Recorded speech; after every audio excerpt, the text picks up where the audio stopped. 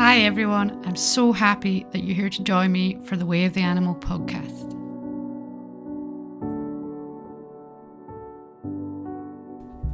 Welcome back, Alistair. We're back from our road trip holiday. It very much was a road trip holiday.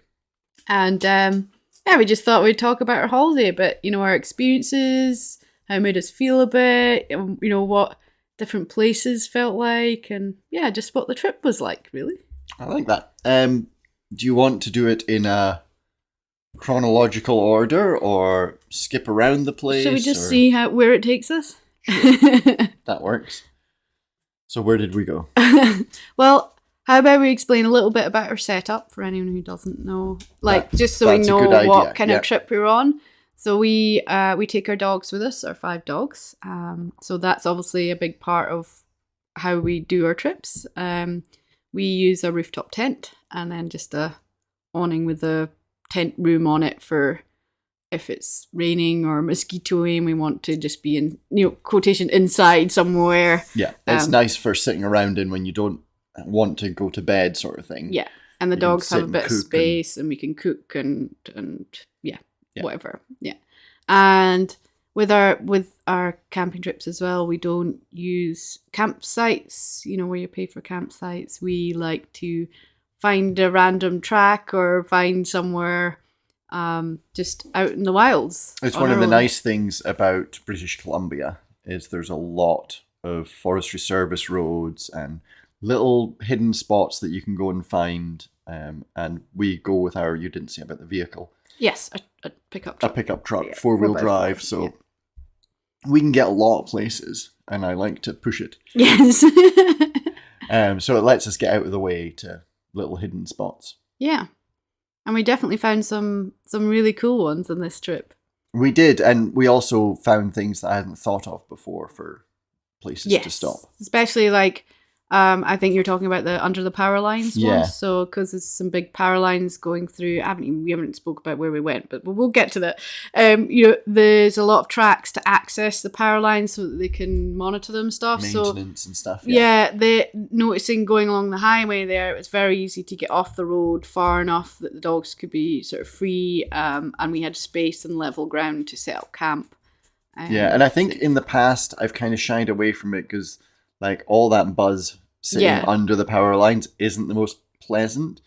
But on a trip like that where you're long days driving to get to places, there's almost always power lines, especially in these remote places, following the road. So it's a real easy And it wasn't stop. You didn't have to go so many miles down a track to find an opening to stop. Yeah, that's always one of the things with going down these tracks, especially places we don't know, is you drive half an hour down a track and you might not find anywhere you can stop, and then have to drive half an hour out, then find another track. It's it can be a thing. Yeah, so that was kind of a handy one. Actually, we'll just go straight to that when I talk about it, because it was just starting to rain, was it? Or had it been raining? Yeah, I think there was definitely moisture. We'd had showers, and then it just started howling, and we set everything up in the rain, and then after a couple of hours, and we'd cooked dinner, and the dogs had been fed, and we were just sitting back and relaxing in our awning room tent thing. It actually stopped raining, and we stepped outside, and the view was something else. We didn't know it was there. Yeah. That's one of the fun things about when the weather's a little bit more closed in like that. It gives it a very sort of moody feel to it, which is quite a pleasant experience in itself. But then when the clear sky does come through, it's like, oh, wow, look at this. So we were just looking across to this range of mountains, and it reminded me of Switzerland. You were very green mountains, and there was snow on the tops. That sort of alpine-y. Yeah. Yeah, that was quite a sweet little spot, actually. It was. Yeah. Do an overview. What? Okay, so we went from where we live in central interior British Columbia and went west towards Smithers, and we have a favourite spot. It's one of the recreation sites that we use. And so it's not a campsite. They have in Canada recreational sites, which are, it's usually there's picnic benches and fire pits. Often there's a pit toilet. And it's usually like area maintained, so they have like people in the area will maintain it, make sure there's toilet roll in the pit toilets and things like that quite often, and make sure it's kept clean. But really it's your responsibility to bring your rubbish out, keep it clean and tidy, that sort of thing. And you don't have a fee.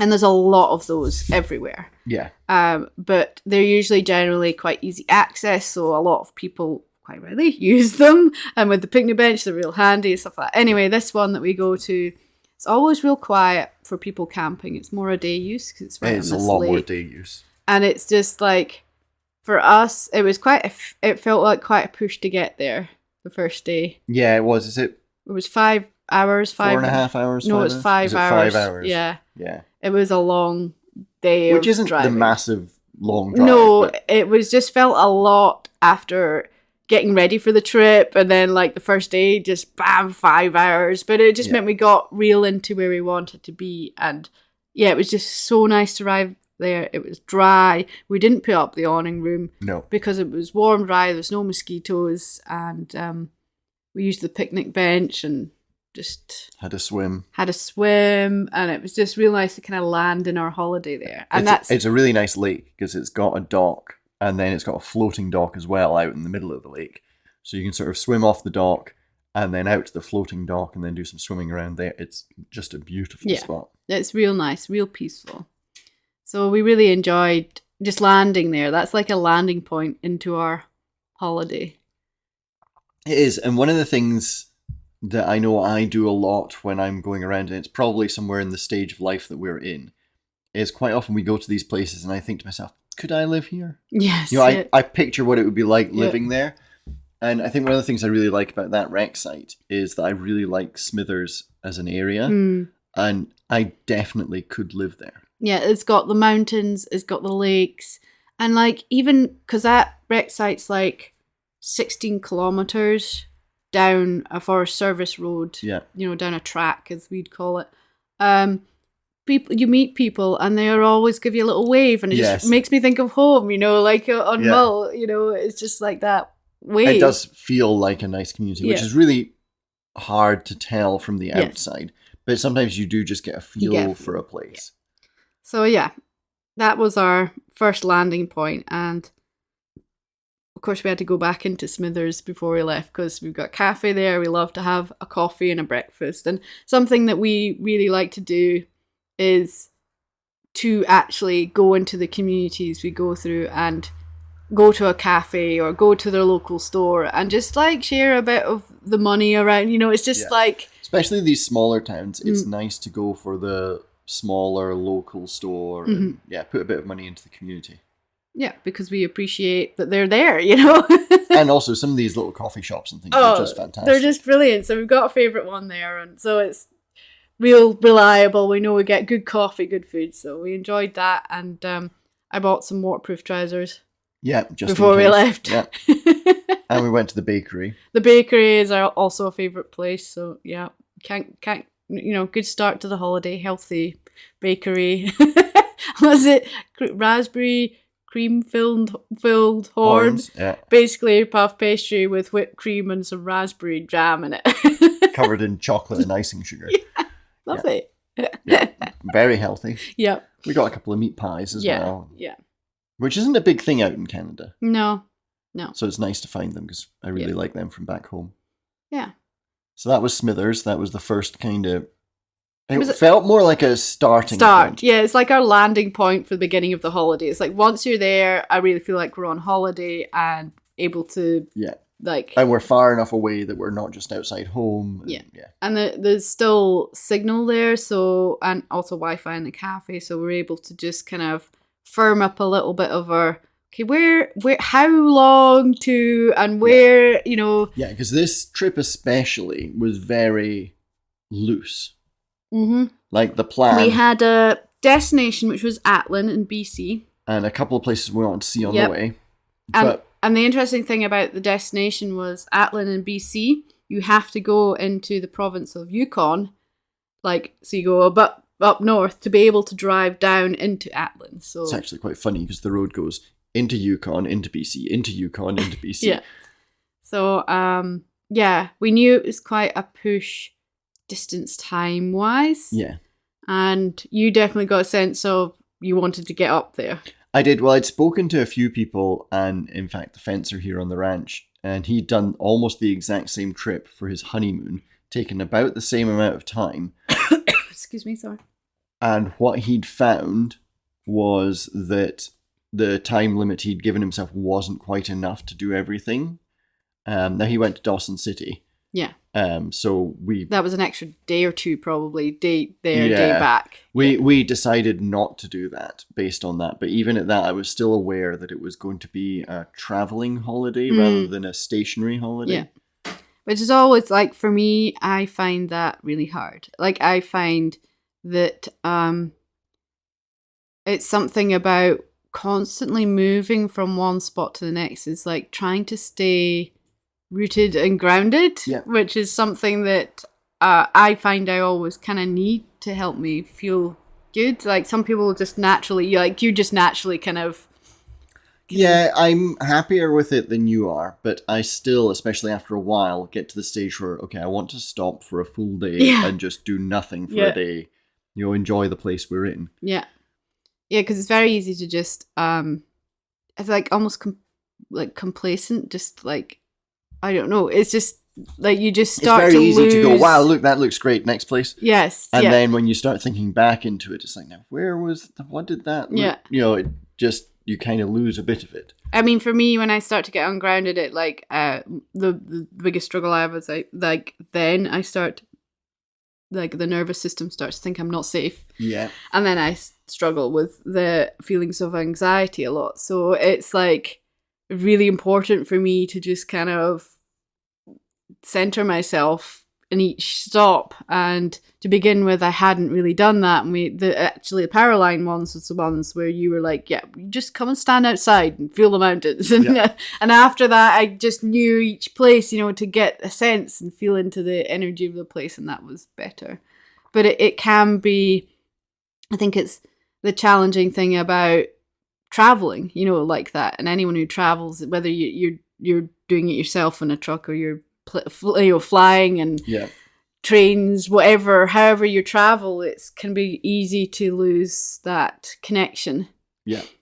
I don't find the connections hard. It's just that taking a breath. No, just taking a breath. Okay. I feel like if we're always traveling, I'm constantly pushing and I'm not fully relaxing. Yeah, and you definitely, like going up the way, it felt to me like you pushed us hard, you really pushed us to travel more than I was almost comfortable with. Mm-hmm. But I also knew your end goal and why you were doing it, and I was okay. I didn't really know how hard to push. Yeah. And I didn't want to sort of get to the later half of seeing things and be like, oh, we've got to go. So I wanted to get that out of the way quickly. Yeah. But get that out of the way quickly, that was part of the journey. So that was why I was like, whoa, I feel like we're rushing this, Having said that, I don't know if we could have taken much more time over it. I think there was a day at play on the way up that could have been just made it a little bit easier. But yeah. Anyway, so Smithers, then we headed north. Yep, on the Stuart Cassier Highway. Yep. Which there's not a lot on the Stuart Cassier Highway. Like, there's a lot to see, but as for towns and stops, there's a decent distance before there's really big stops. Do you think that's fair? I think we just missed them all. I do. Yeah, I do think there was places that would be worth just going down for a couple of hours and seeing a couple of things here or there. But that's fine because we can do it again. It just means we can do it differently again.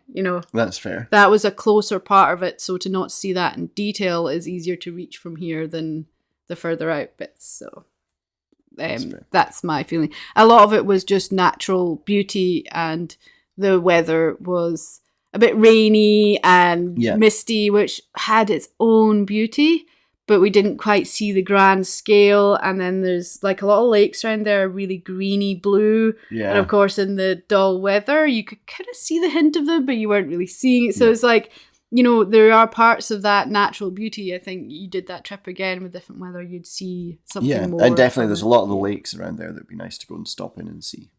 But yeah, so then we did, that was a power line underneath stop in the rain. And thankfully the rain stopped for a bit, so it was really nice. We got out, had some fresh air, and the dogs got a bit of a stretch. We saw the mountains, and then the next day was a big push again, because we went from there to the Yukon.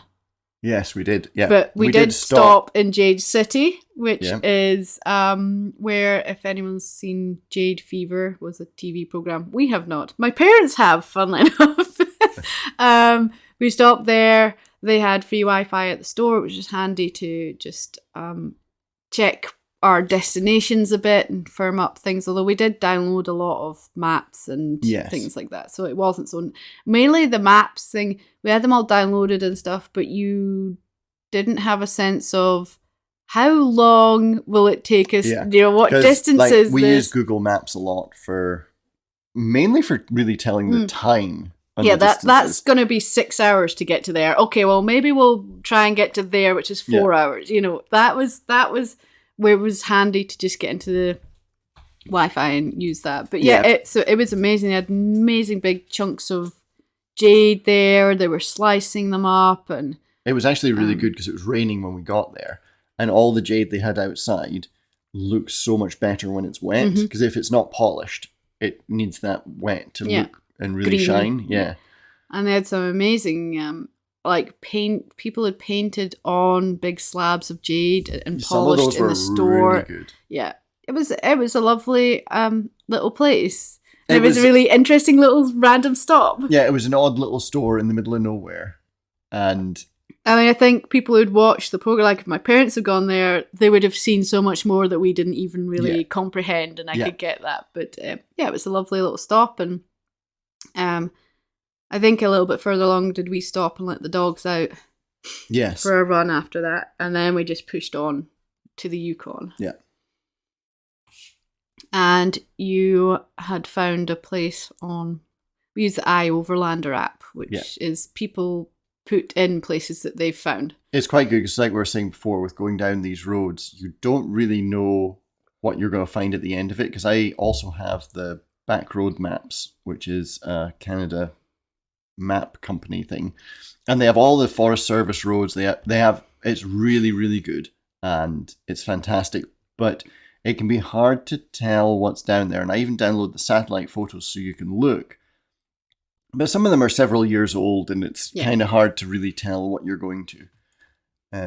So yes, the iOverlander app is really good for seeing where other people have stopped to get ideas, and quite often they'll have uploaded photos, so you can look at it and see what type of vehicle can make it.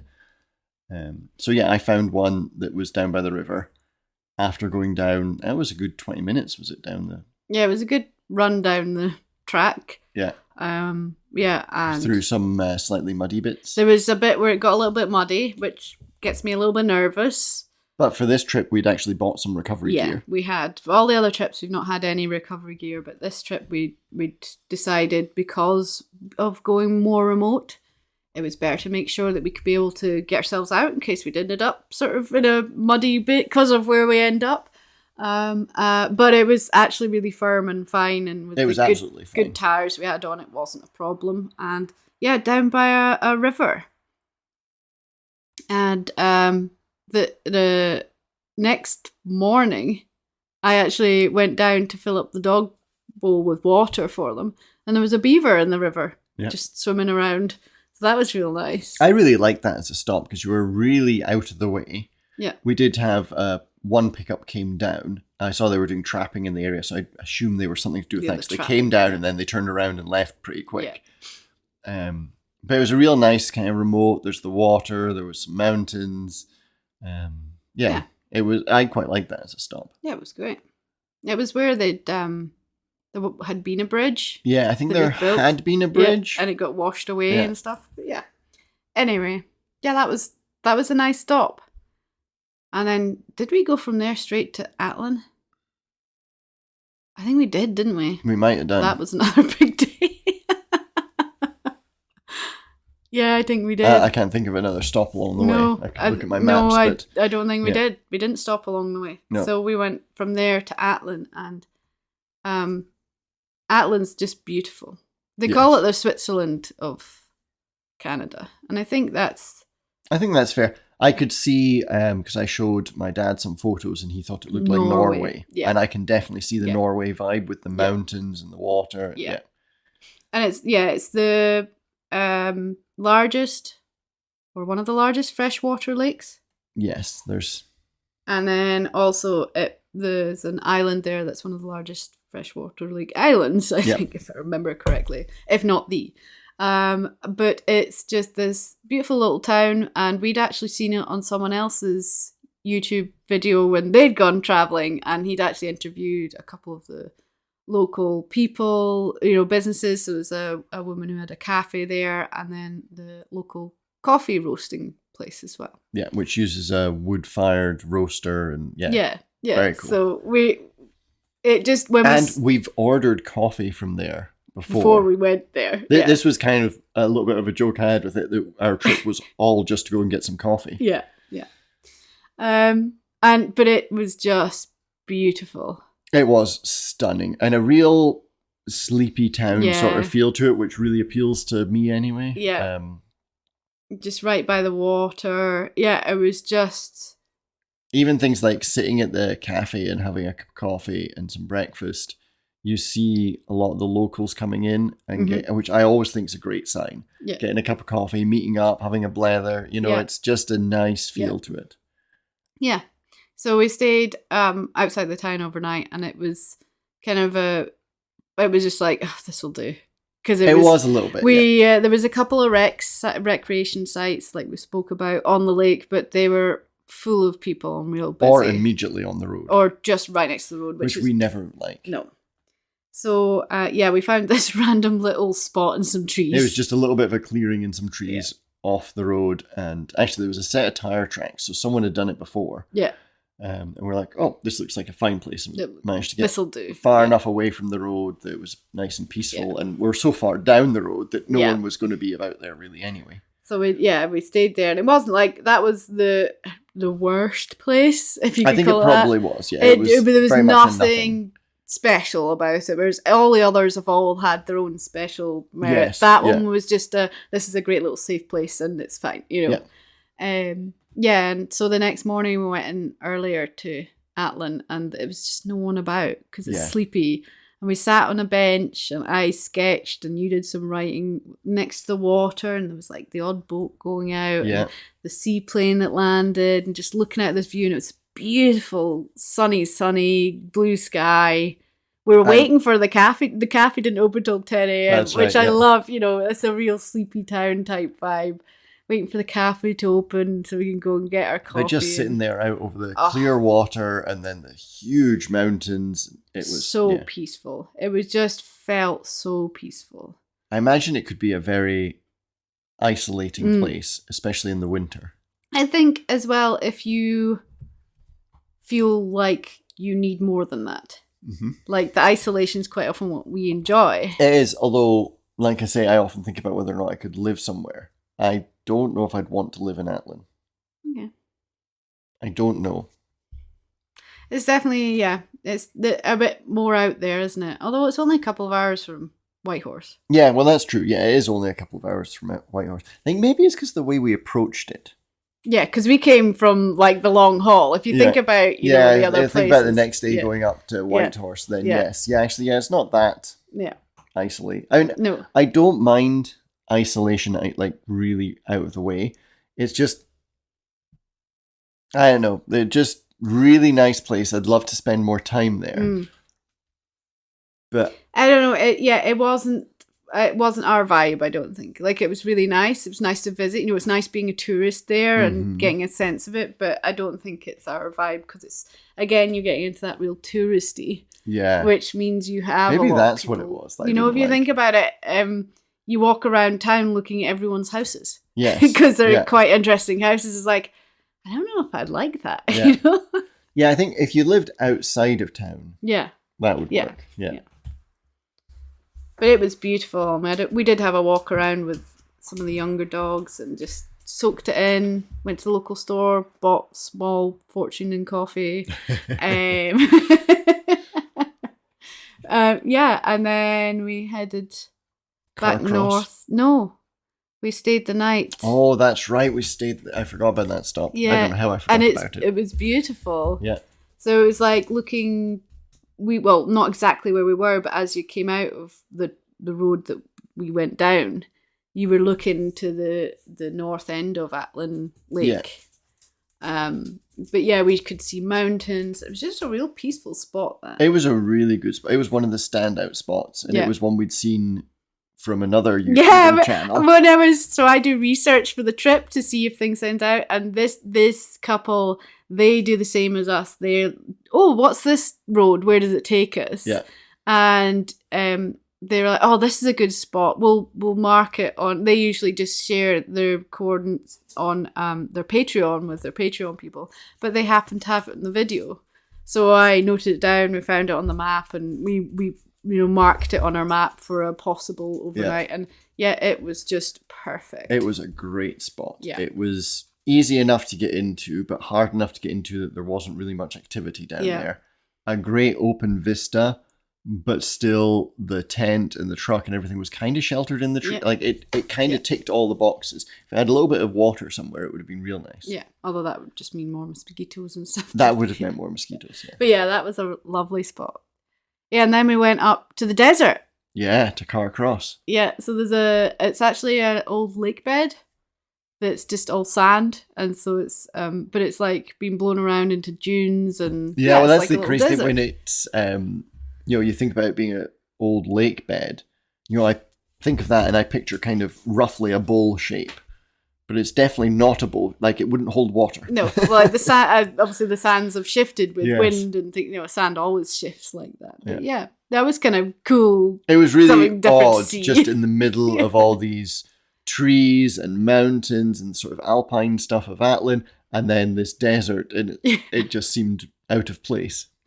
Yeah, it's one of the things I love about BC is that was the Yukon. Well, that was the Yukon, but this area of Canada is that there's so much unique diversity. Yeah, well that's it, and it's even like driving through the Yukon. It started kind of flattish with a lot of trees, and then as we headed towards Atlin and that area, so many mountains and different lakes, and the terrain was always changing, which is quite nice. Yeah. And then we went to Whitehorse, which was a little bit of a check mark because of many years ago watching Ice Road Truckers. Yeah. And there was just something cheeky about that. I've been to Whitehorse because we just always remember them being in there. It's the place you've heard of. Yeah, yeah. And it's capital of the Yukon, so that's unsurprising. So yeah, that was kind of cool.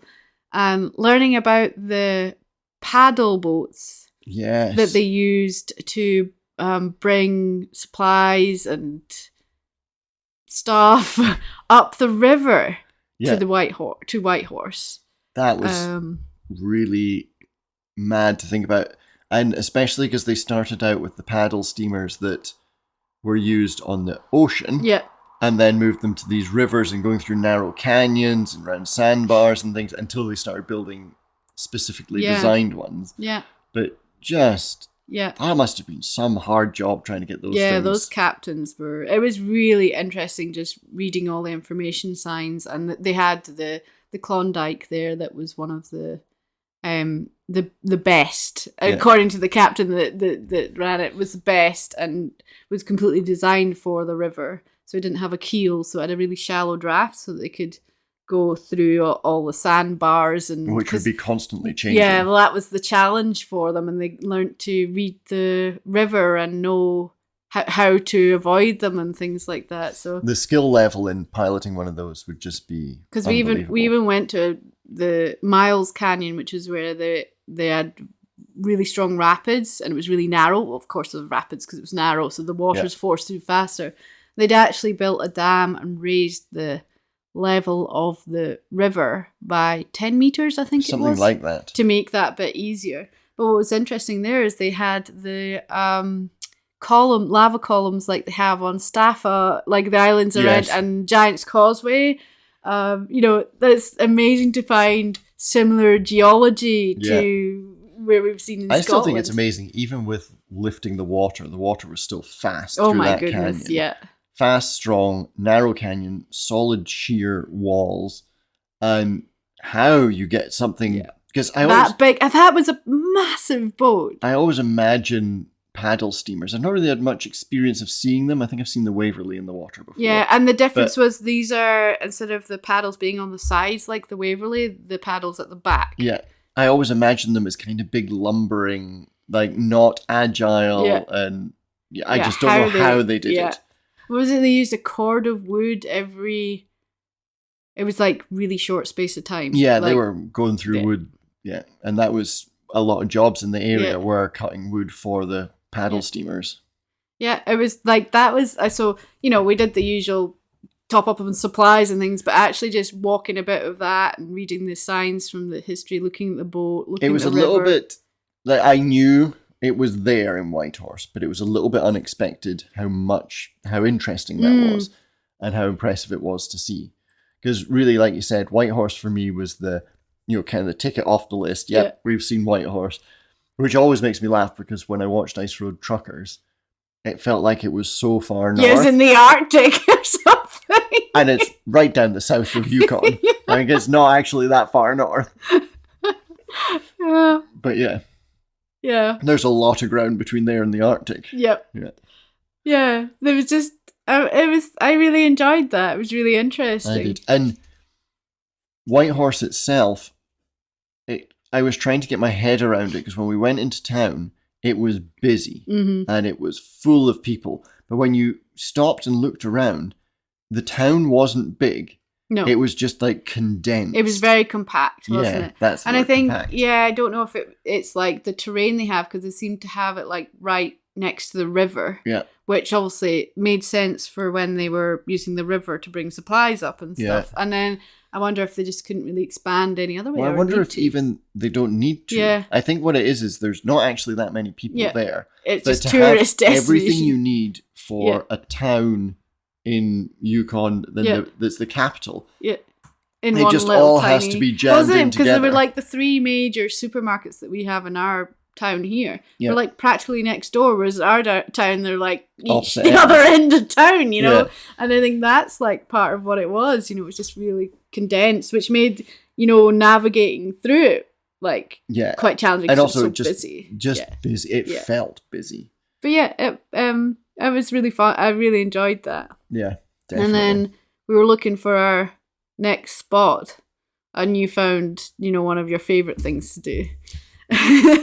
So there was a real push to get to this one because it was further than we'd planned to go that day. It was, a little bit further. Although looking for places to stop, there was going to be a lot of sort of maybe we can stop because that's the great thing with rooftop tent. We can stop almost anywhere. But it was looking like it was going to be somewhere just off the edge of the road and probably not great. Until I saw a radio tower that had a road up to it that someone had said was quite good. And if you go past the radio tower, the road continues on. I was like, yep, this sounds perfect. And it was great. It was really good. A little bit windy. Yes. But you can't hold that against the spot. No. I mean, you go up to a radio tower area, you're bound to get more wind. But I think also it was, like the forecast, it was quite windy that day anyway. So we just coincided both together, height and it was a windy day. But it was a great spot again. It was just surrounded by mountains. We could just see for miles in every day. I couldn't get the drone up because it was too windy. So it was just... It would be nice to... If we go that way again, to stop there on a nice clear blue sky day. But that was nice. And I like going up places because I just like that big grand view that you get. So fire lookouts, radio towers. I see all these roads going into the mountains. And you're like, nope, you're not going up there.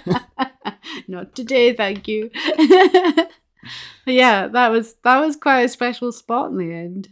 And then we went from there to Watson Lake, which was just beyond our turn off back into BC because there's this signpost forest, as they call it, which is, I think, when they were building the Alaska highway, was it Alcan, as they call it. Yeah. There was a guy who felt a bit homesick, and so he put how many miles it was to his home, and then or it something. became a thing, and there was a pile of them that did the same thing. Yeah. They just put up one And signpost with all their hometowns in it. Now it's gone kind of crazy, and It's crazy. It's just insane. signs and license plates. We were saying, I don't know how I feel about it, because it does seem a little bit like, it's almost like scarring the landscape, littering. It's just like, it feels weird. It's really nicely done, because it's not like they have a confined area. There's all these upright posts with all these signs. It's just kind of weird. It's a bit of a surreal experience walking through it, and it's definitely worth seeing. Yeah, but it's hard to get your head around. Yeah. I think that's the big it's just thing. like, and you could spend a lot of time looking at signs. I think we just we didn't end up looking at the details of all this, because it was just so much to take in. Yeah. So that was just kind of, it was one of those spots that it's like, you've seen it. That's it. So it's another one of these ticket off the list things. Yeah. And then after that, we went back to Jade City. Yes, back into BC, back down the Stuart Cassier, went to Jade City, used their Wi-Fi. Yeah, you wanted to get something for your friend. Yeah, and then we went down to Cassier, because it's Stuart Cassier Highway. And we debated whether or not going down to Cassier. So, and you can, down at Cassier, you can camp at the end of the old runway. Yeah, Cassier's basically a ghost town. No one really lives there anymore. It used to be an asbestos mine. And I don't know, I really should know what years and things like that, but... It's all recent history. Yeah, everything here is pretty recent history. You're talking 100 years or 100 so. years or so ago. Yeah. It was all abandoned sort of thing. And and there's the old runway. There's the spoil pile from the mine, which is a mountain in itself. It's quite crazy to look at. And we debated whether or not to go down there. Yeah. And in the end, I'm glad we did, because I really liked that spot as well. Well, and we got down there, and it was still only, was it midday or? Yeah, it wasn't that late on. It wasn't late in the day, and you were like, should I go further set? And I was like, let's just stop. And it was nice to stop. Let's just stop, because we'd pushed so hard, and we'd done a lot of the checklist by that point, and it was a nice spot. We're just surrounded by mountains. Yeah. And then the big runway, and there was no one else there, and we just set up camp, put on a movie, and just relax, because we were tired. Especially, you'd done a lot of driving, so we were real tired. So it was nice just not to move. The dogs enjoyed not moving, Yeah, and all around it was just nice to have a breath. Mm-hmm. And a spectacular place to do it. Yeah, yeah. Again, it would be nicer if it was clear blue skies, but it wasn't terrible. No, when we were there in the evening, it was lovely. Yeah. And then we had rain overnight, and then it was kind of a bit more closed in and showers the next day, but it was still had a nice feel to it. Real nice feel to it. I could live out there. Yeah. And where did we go after? Oh yeah, this was the Great Debate Day. This was the Great Debate Day, because we'd been talking about Telegraph Creek. Yeah. Both on the way up and the way down. And on the way up, the weather wasn't going to be great, and we're like, well, you wanted to push on, so let's just push, because it's kind of one of those, well, we'll maybe go and see it places where we definitely want to see Atlin and Whitehorse, so let's get them done, and we can always catch it on the way back. And again, on the way back, it was bad weather. It was West Coast wet rain. It was bucketing down, and we were like, I don't know if this is a good idea. Well, it's because it was 2 hours down a track, which is what I call them, the Forest Service road. The drive down's meant to be the best part. When I'd seen it on my research videos, it was the drive in is the bit that's exciting. The history of Telegraph Creek is, it's whatever, but the drive in was the amazing bit, and we're just like, it's just so wet. It's not even showers. It's just bucketing down. Yeah. What's the point in going down there? And at that stage, I was like, well, we've still got days to play with. Shall we go back to Stuart? And we're actually quite close to Stuart. Yes. So, and, we both like Stuart. It's down by the sea. So, we decided to head in there. And we'd camped outside the town before on a road. So we kind of knew a place to go. So we knew a place to go, but you went, well, you thought it was maybe closed last time, but we went left instead of... I'm sure last time there was a sign that said no entry. Yeah. But it was gone this time. So we went left instead of right on the road, and you found this great little spot in the mountains. Yeah, an old mine shaft in the area, and then just you're sitting right in the shadow of one mountain and staring out at a whole bunch of others. But there's enough of a clearing you can see, and you don't feel closed in at all. Yeah. And some lovely old growth trees, and the old growth trees there are amazing. Yeah. So it's just that was a beautiful spot. I really like that. And we spot. got there quite early again, I think, and so we were able to chill and just. After driving through the torrential rain with the window wipers on full, we get in there. The sun's out. And the sun's out, blue sky, and it's beautiful. Yeah. It was great. That I really liked. That was one of the standout spots for me. Yeah. It was a great spot. My only concern was they were tarmacking the road. I was like, oh my God, are we going to end up like caught up? Because it was literally going to pass the end of it. I was like, are we going to get caught up and we're not going to be able to get out of here in the morning? Yeah, sit there for an hour or so as they tarmac the bit in front of where we were coming out. Yeah, that would have been... I didn't think about that at all until you started worrying about it. And then I almost got worried. And I was like, well, it doesn't matter. They'll let us out eventually. They'll let us out eventually. We've got everything we need here. We'll just stop, make a cup of tea and... wait for them to pass. It would have been so funny. But they weren't anywhere near. They hadn't even nearly. But I don't know. It was just something that I thought moves into my mind. And then, but yeah, that was a beautiful spot. And then we were there early in Stewart, which they have a boardwalk out over the estuary. And there was like no one there. Just took the boardwalk and cup of coffee. And yeah, brewed ourselves a cup of coffee because no cafes were open because it's a Monday. These sleepy towns, Monday and Tuesday, quite often they're closed. Yeah. So, but that's fine because we have everything we need. And we got a few things from the local store to keep us going. Yeah. And yeah. And just a nice walk out. And actually, that's the second time that we've been to Stewart. Mm-hmm.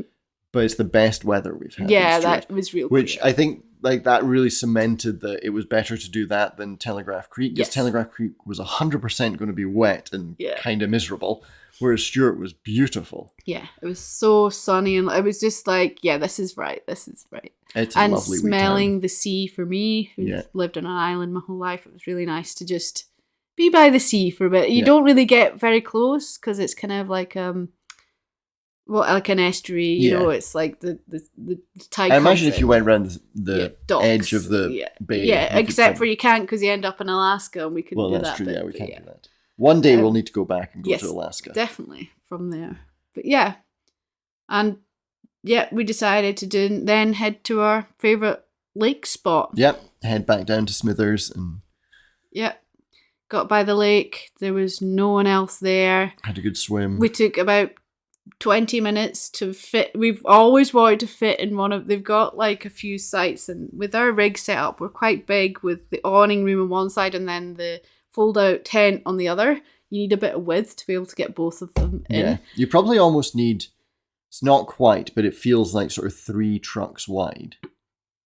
By the time you fold out, maybe 2 trucks wide? I was thinking it's more like if you put the truck the other way. So it's like one length of a truck. One length. Okay, I was thinking if you pictured trucks next to each other, maybe it's 2 trucks. 2 and a bit, 2.5. Maybe. 2.5, maybe something like that. Trucks wide is a comfortable space to fit in. And just with because they have picnic benches and fire pits, you know, you're working around stationary objects. Yeah, but and anyway, trees. We managed to fit in one of the ones we've always wanted to try and fit in, which was like tucked further out the way than all the other ones. And they've cut a little trail in through the forest that was great for walking the dogs. So that was it was real nice to hit there. And like you said, we went for another swim. Callum tried to paddle the dog. Yeah, Callum always likes to try and paddle the dog. I'm sure it comes from the paddle boards. He's worked out that if he paddles on the paddle board, it affects where it goes. But he stood on the dock and thought that the same would happen. Yeah. It's very cute. So it was so nice. We had a swim. We got the camp set up, which took us quite a while because of jigging around. Yeah. And then we went for a swim and got back. We're just drying off and changing. It started raining. Well, it was starting to rain just as we were spitting. swimming. And then it just rained. And then overnight, it was super rained. Really, really and we were having that. If it's a nice day, the next day, we'll stay here for the day and one more night. Yeah. And we got up in the morning, I was like, this is not going to be a nice day. It's still raining on and off. And I was like, let's just get home. And that was the wettest packing up I think we've ever done. It was real. And it was just like, everything was, I said to Alice, thank goodness it's the last bit, because it was so wet and everything was so wet. It was just like... And it's that way with the rooftop tent. It doesn't actually get wet inside. It just gets kind of that cold, damp feeling, which isn't the most pleasant thing to Although we have bought mitigation measures for things like that now. Yes, we are we better. have that little heater that we put in there to dry it out if we need to, and I have we put a waterproof picnic blanket over the duvet and stuff to keep it drier. But yeah, it was still, and even worse, it was wet, and we were under the trees, and we had pine needles and bits of dirt was sticking to everything because it was wet. And, it was just like, oh my goodness, let's get home. So then it was just a drive home. Well, we went to our favourite cafe, of course. Yes, obviously. And the bakery. And then home and land. And it's nice to get home and have that sort of fixed place. Yeah. It's like I said, it's kind of, that's the interesting thing about doing a lot of traveling and stuff. It's so nice seeing different places, but it's also nice to sit back in one place. And like, it's handy having all the conveniences of the home, you know. You want something, it's easier, but if you want to pee in the night, you don't have to go down the ladder. You don't have to climb down the ladder. But it's totally like, that wasn't an issue for me. No. It's just sometimes it's that sense of belonging in place. I think it's the not stopping. Yeah. Because we often talk about, you see the van lifers and people like that live in their rigs full time or almost full time. And I like the idea of that and the traveling and the seeing everything. But that last trip we just did there, I think you'd have to balance it with stopping in an area for a few days. We were speaking about that even on that trip. Something that we might do next time is find a destination and maybe book like a cabin or an Airbnb or something in that destination area that we want to see or explore from, and spend a couple of days, couple of nights there. That's kind of halfway through the trip. So also you can get, showers easy, get any laundry done that we need to do.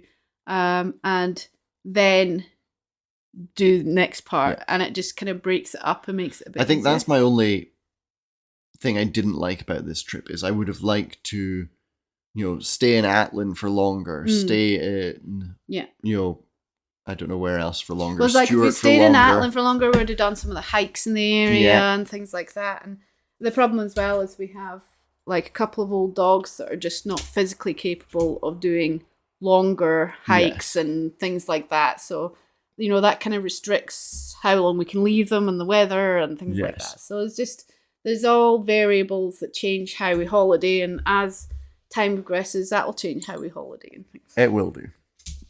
So, yeah. But it was a great trip.